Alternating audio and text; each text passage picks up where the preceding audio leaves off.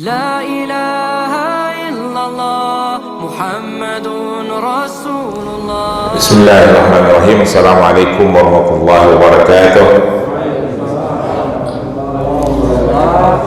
الحمد لله الذي أرسل رسوله بالهدى ودين الحق وذرع على دين كله وكفى بالله عليما. أشهد أن لا إله إلا الله وحده لا شريك له، أشهد أن سيدنا محمدا عبده ورسوله. اللهم صل وسلم وبارك على سيدنا محمد وعلى آله وأصحابه ومن تبعه إلى يوم الدين. رب اشرح لي صدري ويسر لي أمري واحلل عقدة من لساني يفقهوا قولي. أما بعد. Para jamaah sekalian, puji dan syukur kita panjatkan kehadirat Allah Subhanahu wa taala atas semua limpahan nikmat dan rahmat yang diberikan kepada kita. Alhamdulillah, Allah berikan kesehatan dan kelapangan waktu pada pagi yang cerah ini sehingga kita bisa mengikuti sholat subuh berjamaah dan melanjutkan iktikaf kita untuk mengikuti kajian hadis. Semoga kita digolongkan sebagai umat-umat Rasulullah yang menyandang gelar penyambung lidah Rasulullah dengan mempelajari hadis-hadis beliau. Salat dan salam, salawat dan salam kita berharap selalu tercurah kepada junjungan Nabi besar Muhammad sallallahu alaihi wasallam, untuk seluruh keluarganya, untuk para sahabat, para tabi'in, para ulama, termasuk pengarang kitab Sunan Ibnu Majah ini Al-Hafiz Abi Abdullah Muhammad Ibnu Yazid Al-Qaswani. Dan insyaallah kita semua yang ada di dalam masjid ini adalah umat Rasulullah yang akan mendapatkan syafaat di yaumul akhir nanti. Semoga Allah Subhanahu wa taala mengampuni dosa-dosa kita dan menerima semua amal ibadah kita menjelang kita meninggalkan dunia yang fana ini. Waktu sudah semakin dekat, insyaallah kita bisa husnul khatimah pada saatnya nanti. Baik, sekarang kita membaca hadis Sunan Ibnu Majah jilid keberapa ini? Jilid kedua, babnya bab tentang berbagai cobaan yang dihadapi oleh Rasulullah dan kaum muslimin. Kita mulai hadisnya nomor 4024. Bismillahirrahmanirrahim. Hadatsana Abdurrahman ibnu Ibrahim, hadatsana ibnu Abi Fudaik, hadatsani Hisham ibnu Sa'id an Zaid ibnu Aslam an Ata'a ibnu Yasar an Abi Sa'id al-Khudri qala, kata Abu Sa'id, dakhaltu ala Nabi sallallahu alaihi wasallam wa huwa yu'ad fawadda'tu yadi alaihi fawajjat harahu baina yadayhi fawqal khafi fawqal lahaf faqultu ya Rasulullah ma ashaddaha alaik qala inna kadhalika yudha'afu lana bala'u wa yudha'afu lana al-ajru. Qultu ya Rasulullah ayyun nas asyadul bala'u qala al-anbiya. Qultu ya Rasulullah thumma man? Qala thumma salihun in kana ahaduhum la yubtala bil faqri hatta ma yajidu ahaduhum illa al ba'at yuha wa in kana ahaduhum la yafrahu bil bala kama yafrahu ahadukum bil rakha'i. Jadi kira-kira artinya begini, meriwayatkan kepada kami Abdurrahman ibnu Ibrahim, meriwayatkan kepada kami Abi Fudaik, meriwayatkan kepadaku Hisham ibnu Sa'id an Zaid ibnu Aslam, dari Zaid ibnu Aslam, dari Atta ibnu Yasar, dari Abi Sa'id al-Khudri. Abi Sa'id al-Khudri berkata, kira-kira begitu ya, dakhaltu ala Nabi sallallahu alaihi wasallam, aku masuk ke rumahnya Nabi gitu ya, ke ruangannya Nabi Shallallahu Alaihi Wasallam. Wa huwa yu'aka, beliau sedang meringkuk gitu kira-kira ya, sedang selimutan di rumahnya. Fawada'tu yadi alaihi, aku letakkan tanganku di atas selimutnya. Jadi Nabi lagi tiduran sambil selimutan gitu kira-kira.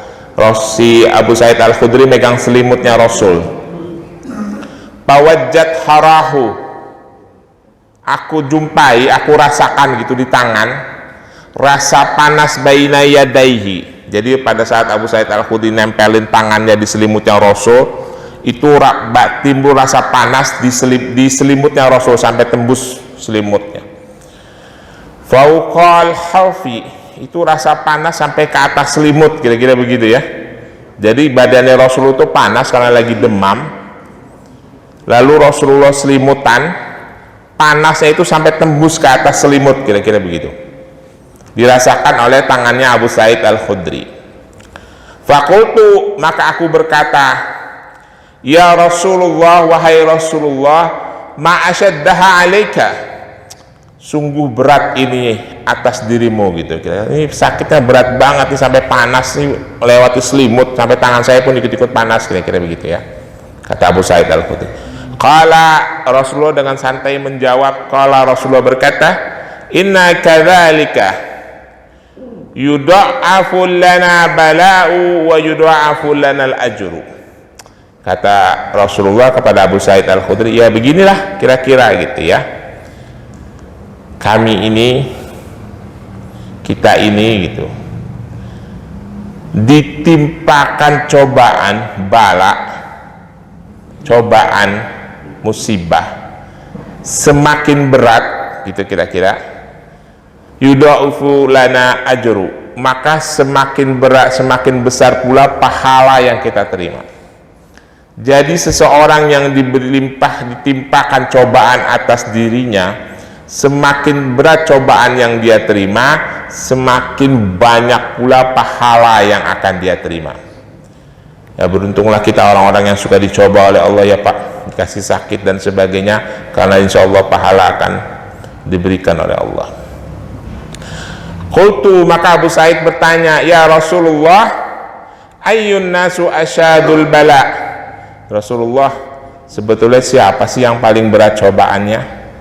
Qala, Rasulullah berkata, al-anbiya, dari seluruh makhluk Allah, manusia itu yang paling berat cobaannya adalah para nabi.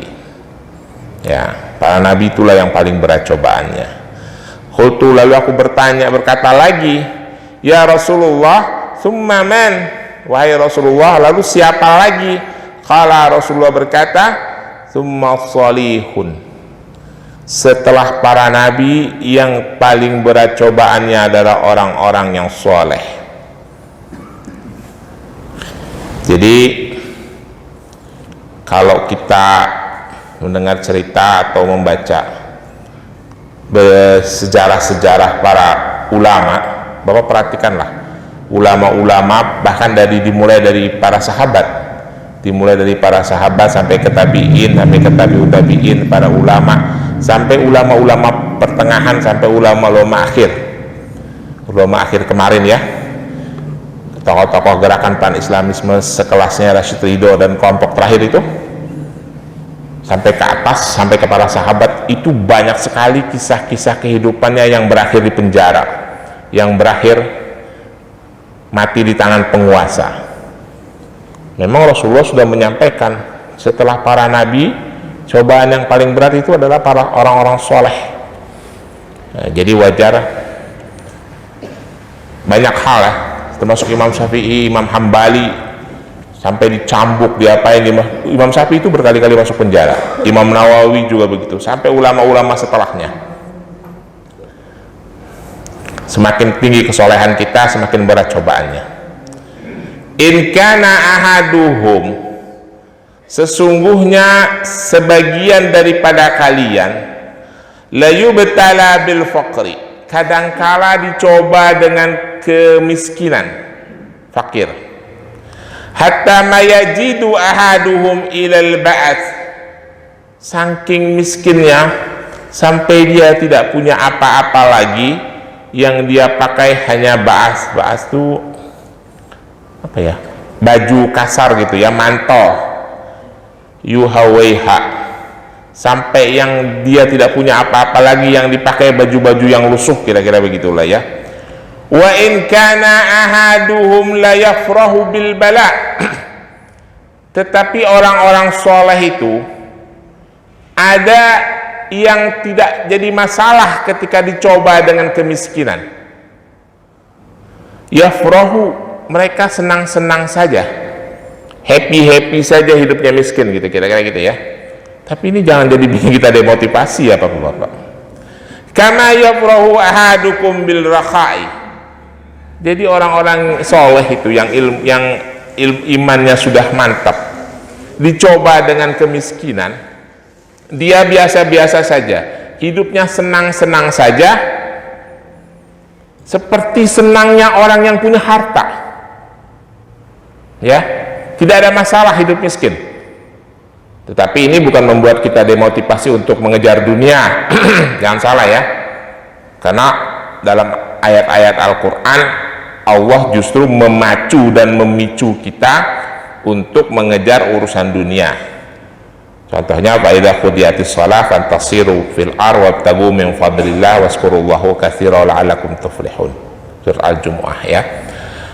Cuma ketika kita diuji dengan kefakiran, orang-orang soleh, orang-orang yang imannya mantap itu, mereka menyikapinya biasa-biasa saja, hidupnya tetap happy, tetap senang, seperti senangnya orang-orang yang berkecukupan harta. Ya Pak, jadi hidup tetap biasa. Saya coba-coba menerapkan hal-hal seperti itu nih, seperti ajaran Rasulullah, ya agak-agak terganggu juga dikit gitu. Misalnya lagi jalan di Villa Pamulang, naik Mega Pro gitu ya, tiba-tiba ada orang buka kaca, Pak Ustadz pakai Innova. Kalau lagi jalan sendiri nggak agak terganggu Pak, tetap happy. Tapi kalau ada boncengan sama istri, punya mobil baru tuh ya, kita kapan beli? Ya, tetap terganggu gitu ya.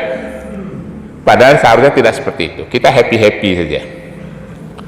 Orang-orang soleh yang imannya mantap itu, hatinya, dirinya tidak terganggu ketika diuji dengan kemiskinan, dia tetap happy, seperti dia tetap senang, tetap bahagia, seperti bahagianya orang-orang yang punya harta.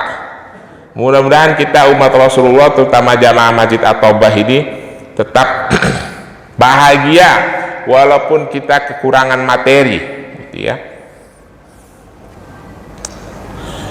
Dalam catatan hadis ini, Az-Zawaid mengatakan isnaduhu sahih wa rijalu thiqah. Hadis ini sahih isnadnya, dan orang-orang yang meriwayatkan adalah orang-orang yang thiqah ya, yang bisa dipercaya.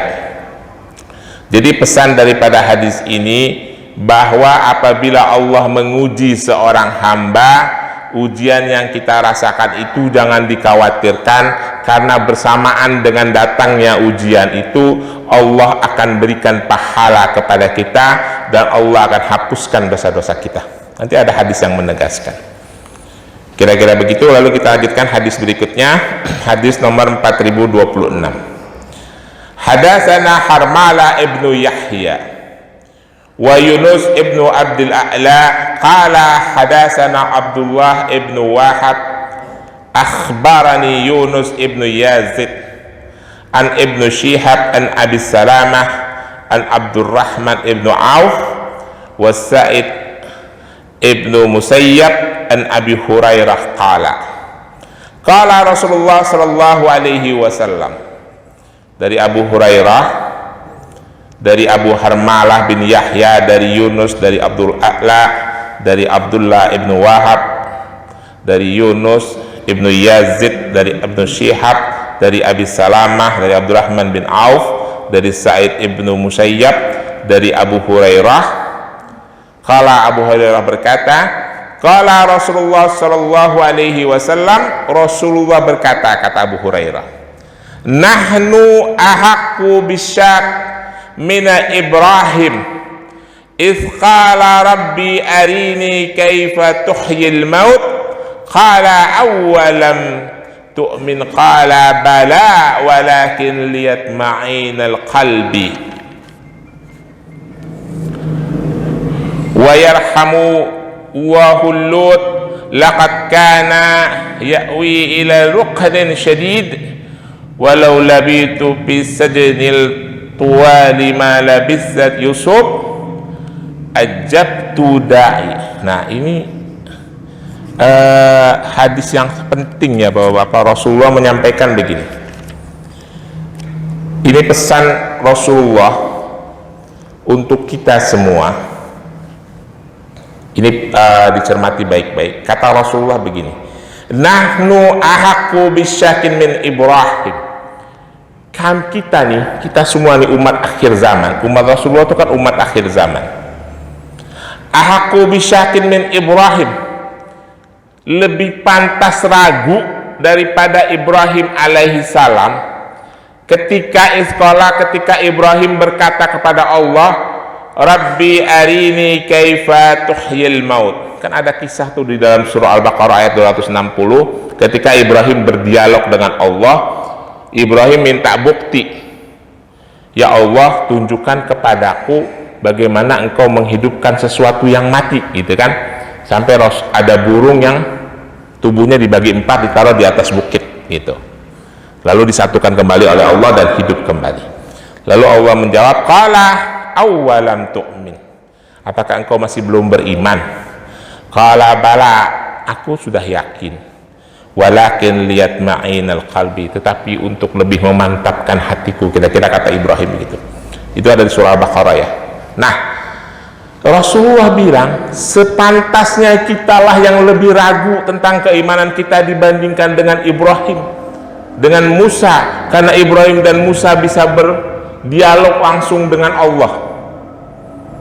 Kalau umat Rasulullah itu umat akhir zaman, ya, umat Islam ini umatnya Rasulullah itu umat akhir zaman, Pak. Nabi diutus itu di zaman modern, ya. Rasulullah itu diutus di zaman modern, Pak, di zaman teknologi maju. Ketika Rasulullah sampai diutus, Rasulullah diangkat menjadi seorang Rasul di kota Mekah. Eropa itu, Romawi dan Yunani sudah mengalami peradaban yang luar biasa, sudah mengalami teknologi maju, sudah memahami ilmu astronomi, sudah mengetahui filsafat dan sebagainya. Jadi Rasulullah itu diutus di zaman modern. Orang-orang Persia sudah menguasai teknologi dan peradaban yang sangat tinggi, demikian pula orang Romawi. Nah, kata Rasulullah, kita ini umat yang diutus di akhir zaman lebih pantas ragu tentang hakikat Allah daripada Ibrahim alaihissalam. Ceritanya begitu ya, perbandingan. Atau kata Rasulullah, dan kita lebih pantas disayang oleh Allah daripada Lut alaihissalam, dibandingkan dengan penderitaan umat Rasulullah gitu ya, dibanding dengan umatnya Nabi Lut. Seandainya kata Rasulullah, aku ini dipenjara lebih lama dari Yusuf alaihissalam gitu, la ajabtu da'i, pastilah aku akan tetap berdakwah, akan menjalankan risalah Rasulullah SAW, menjalankan risalah Allah Subhanahu wa Ta'ala. Pesan Rasulullah ini berlaku pada diri kita juga, Pak. Kita ini umat akhir zaman yang keimanan kita itu berdasarkan murni karena keyakinan, karena umat-umat yang terdahulu hubungannya dekat dengan tanda-tanda kekuasaan Allah. Kalau kita jauh, apalagi kita sekarang ini, yang hidup zaman sekarang ini, lebih jauh lagi dengan berbagai godaan dan fitnah. Maka dari itu dalam satu hadis yang lain Rasulullah mengatakan nanti ada satu umat di akhir zaman, mudah-mudahan itu adalah kita, umat di akhir zaman yang aku tidak pernah berjumpa dengan mereka, tetapi mereka selalu merindukan aku dan ingin berjumpa denganku. lalu mereka meletakkan Al-Quran di rumah-rumah mereka masing-masing dan menjadikan Al-Quran itu sebagai kehidupan mereka, pedoman hidup mereka, maka aku dan mereka akan berada dalam satu tempat di surga nanti. Mudah-mudahan itu adalah kita. Kenapa bisa begitu, Pak? Karena cobaan kita, cobaan Rasulullah dengan nabi-nabi sebelumnya lebih berat Rasulullah. Karena Rasulullah itu berdakwah di tengah orang-orang pandai. Orang-orang Persia itu sudah ahli filsafat, ahli syair dan sebagainya. Orang-orang Suryani juga begitu. Maka cobaan untuk meyakinkan orang jauh lebih berat. Ya, lebih berat lagi kita zaman sekarang. Karena kita tidak hidup bersama Rasulullah, kita hanya membaca risalah-risalah seperti ini. Kita sendiri tidak punya alat ukur untuk membuktikan bahwa risalah ini benar atau tidak. Betul nggak? Betul nggak, Pak? Kalau saya bohong sama bapak nih, saya baca di sini, bapak percaya nggak? Kagak percaya aja kan? Ini seandainya saya kagak baca nih, ini kan kitab ini beneran, ini contoh ya. Ini kan kitabnya nih. Seandainya saya kagak baca, saya sebut-sebut aja begitu. Bapak-bapak kan percaya aja. Karena tidak punya alat ukur untuk membuktikan omongan si Ubay bener apa kagak nih, kira-kira begitu. Itu contohnya. Kita tidak punya alat ukur untuk ngecek ini risalah yang kita baca ini benar apa tidak, kecuali Al-Quran ya. Kalau Al-Quran ada panduan. Maka tetapi kita punya keyakinan, tetapi kita punya iman, tetapi kita melaksanakan risalah-risalah itu, maka Rasulullah mengatakan umat akhir zaman itu pahalanya lebih besar daripada umat sebelum Rasulullah dan para sahabat dan para tabiin yang hidup dekat jaraknya dengan Rasulullah. Kita kan jauh. Saya ngomong bener apa kagak aja bapak belum tentu bisa jadi percaya aja kan, gitu, kira-kira begitu. Maka Rasulullah memberikan gambaran kalau urusan ragu dengan kekuasaan Allah, kita lebih berhak ragu dibanding dengan Ibrahim. Kalau urusan penderitaan, kita lebih menderita dari umatnya Nabi Lut. Tetapi walaupun kita lebih ragu dan lebih menderita, kata Rasulullah, walaupun seandainya kita ini kata Rasulullah, di penjara lebih lama daripada Yusuf, aku akan tetap menyuruh ajaran Allah Subhanahu wa Ta'ala. Pesan ini juga sampai kepada kita, ya. Walaupun kita menderita, hidup dengan penuh fitnah, kita harus tegak lurus melaksanakan perintah Allah dan menjalankan risalah Rasulullah Shallallahu Alaihi Wasallam. Kira-kira pesannya begitu ya, Pak. Maka dari itu harus rajin-rajin menuntut ilmu, karena ilmu itu adalah penyangga iman kita. Ilmu itu penyangga iman kita. Karena saya sudah berkali-kali bilang ya, fitnah akhir zaman ini akan menggoyahkan iman kita. Nanti kita tidak bisa menyeleksi mana ucapan yang salah, mana ucapan yang benar, mana ajaran yang salah, mana ajaran yang benar. Itu pesan hadis Rasulullah. Lalu kita lanjutkan lagi satu hadis lagi. Hadis nomor 4031. Hadatsana Muhammad ibnu Rumhin abna'ana Lais ibnu Sa'id an Yazid ibnu Abi Habib an Sa'id ibnu Sinan an Anas ibnu Malik an Rasulullah sallallahu alaihi wasallam annahu, bahwasanya Rasulullah berkata, khala izamal jazaa ma'al izamal bala.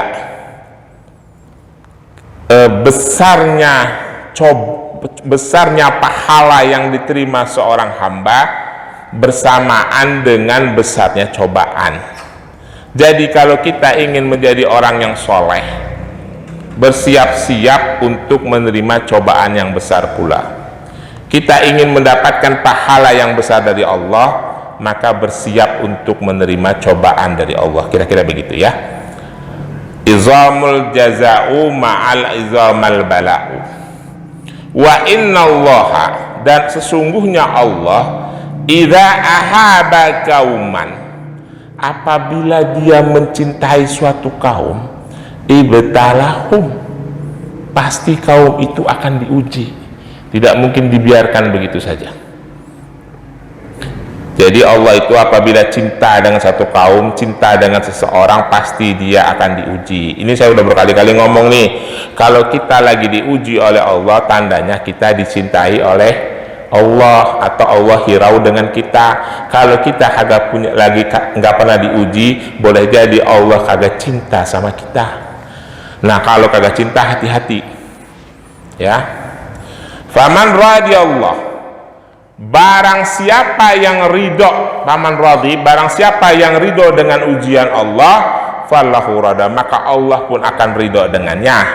Wa man sakhita fallahu sukhtu, barang siapa yang mungkar, yang benci dengan yang ujian yang Allah berikan kepadanya, maka Allah pun akan benci kepadanya. Ya, ini pesan yang baik Bapak-bapak sekalian, bahwa pahala yang besar itu akan datang bersamaan dengan besarnya ujian pula. Dan Allah itu apabila mencintai seseorang, maka Allah akan mengujinya. Kalau kita di kantor dulu Pak, kan suka ditelepon bos, tanya sales, tanya laporan dan sebagainya. Ada istilah di kantor kita pegawai itu, pokoknya kalau bos masih telepon, tandanya bulan depan masih gajian, gitu-gitu. Ya, kalau bos masih nanya-nanya, tandanya gajian masih lancar. Ini begitu kira-kira. Kalau Allah masih menguji kita, tandanya Allah masih menyapa kita. Allah menyapa itu karena Allah senang sama kita. Kalau yang tidak pernah disapa oleh Allah, berhati-hatilah, jangan-jangan Allah tidak senang sama kita. Ya, ini pesan hadis ini. Dan apabila Allah itu menguji kita, kita harus ridho menerimanya. Kalau kita ridho, maka Allah pun akan ridho. Tapi kalau kita marah, kita benci, maka Allah pun akan benci kepada kita. Saya kira itu 3 hadis yang saya sampaikan, lebih kurangnya mohon maaf. Kalau ada pertanyaan, saya persilakan. Monggo Pak Dwi. Terima kasih waktunya diberikan kepada kami. Assalamualaikum warahmatullahi wabarakatuh. Waalaikumsalam warahmatullahi wabarakatuh. Ya, terkait dengan penjelasan Bapak, mohon mungkin lebih dijelaskan terkait dengan sekarang ini, yaitu dengan hadis ini, man ahya sunati faqad ahabani kana ma'i fil jannah. Begitu juga ada hadis yang mengatakan, barang siapa yang menghidupkan sunnahku ya, pada zaman yang fasad ini, maka pahalanya 100 mati syahid. Nah, itu diperjelas dengan penjelasan daripada suatu firman adalah ini, in kuntum tuhibbuna fattabi'uni yuhibbukumullah wa yaghfir lakum dzunubakum wallahu ghafurur rahim. Begitu juga kuntum khairu ummatin ukhrijat linnas ta'muruna bil ma'ruf wa tanhauna 'anil munkar wa tu'minuna billah. Nah, mohon penjelasan seperti itu. Jadi kita ini seakan-akan tadi disampaikan terus memegang suatu risalah nabian. Demikian. Terima kasih. Wassalamualaikum warahmatullahi wabarakatuh. Waalaikumsalam warahmatullahi wabarakatuh. Beberapa minggu lalu saya pernah menyampaikan sebuah hadis, kalau nggak salah dari Sunan Ibnu Majah juga, bahwa di akhir zaman itu, di zaman yang penuh fitnah, orang-orang itu imannya bisa berubah dengan cepat, dan orang-orang yang memegang kebenaran, menggenggam nilai-nilai agama itu, masih ingat gak? Seperti menggenggam sebuah bara, kira-kira begitu ya. Nah, hadis itu menjelaskan pada akhir zaman, orang yang mengerjakan amal kebaikan, dia akan mendapatkan pahala 50 kali lebih besar dibandingkan pahala dari amal ibadah yang dikerjakan yang sama di zaman yang dalam keadaan baik-baik saja, yang tidak dalam keadaan fitnah. Ya.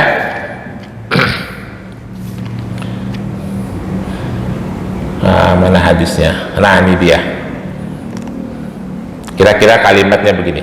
As-sabru fihina ala mislu qabdi alal jamri.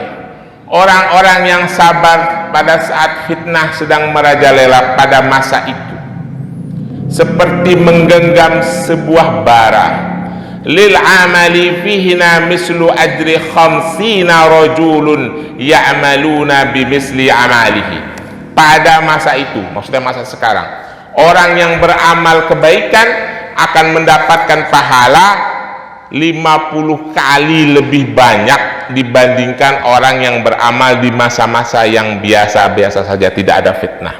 Nah, saya ingin menyampaikan, kalau yang tadi Pak Dwi katakan, ada hadis mengatakan bahwa pahalanya sama dengan 100 orang yang mati syahid, ya, itu saya hadisnya belum temuin.